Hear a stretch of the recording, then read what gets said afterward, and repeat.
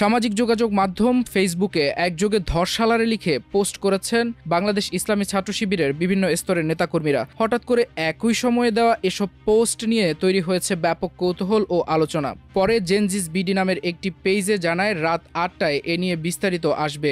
সেখানে দেখা যায় ধর্ষালারে এক ধরনের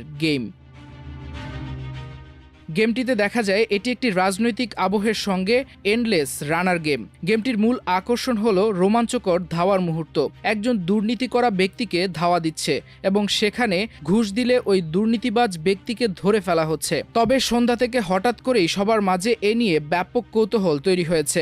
সামাজিক যোগাযোগ মাধ্যম ফেসবুকে একযোগে ধর্ষালারে লিখে পোস্ট করেছেন অনেকেই। বিশেষ করে ইসলামী ছাত্র শিবিরের বিভিন্ন স্তরের নেতাকর্মীদের এমন পোস্ট দিতে বেশি দেখা যাচ্ছে।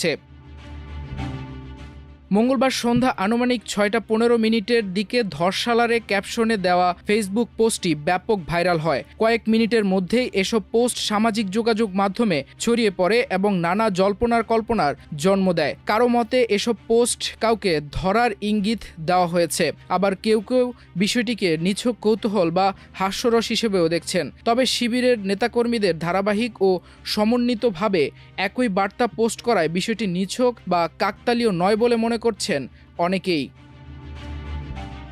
এ বিষয়ে পোস্ট দেওয়ার একাধিক শিবির নেতার সঙ্গে কথা বলে জানা যায়, নাম প্রকাশে অনিচ্ছুক কয়েকজন জানিয়েছেন আজ রাতেই সংগঠনের পক্ষ থেকে বড় কোনো ঘোষণা আসতে পারে। তারা ইঙ্গিত দিয়েছেন এটি একটি পরিকল্পিত বার্তা এবং এর মাধ্যমে গুরুত্বপূর্ণ কোনো বিষয় সামনে আনা হবে।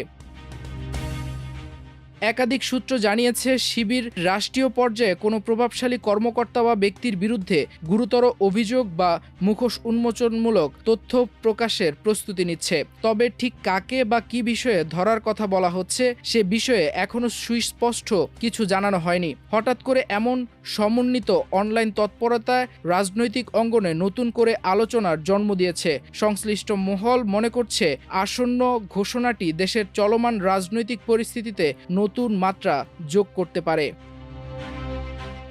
নাইমুল ইসলাম, আমার দেশ।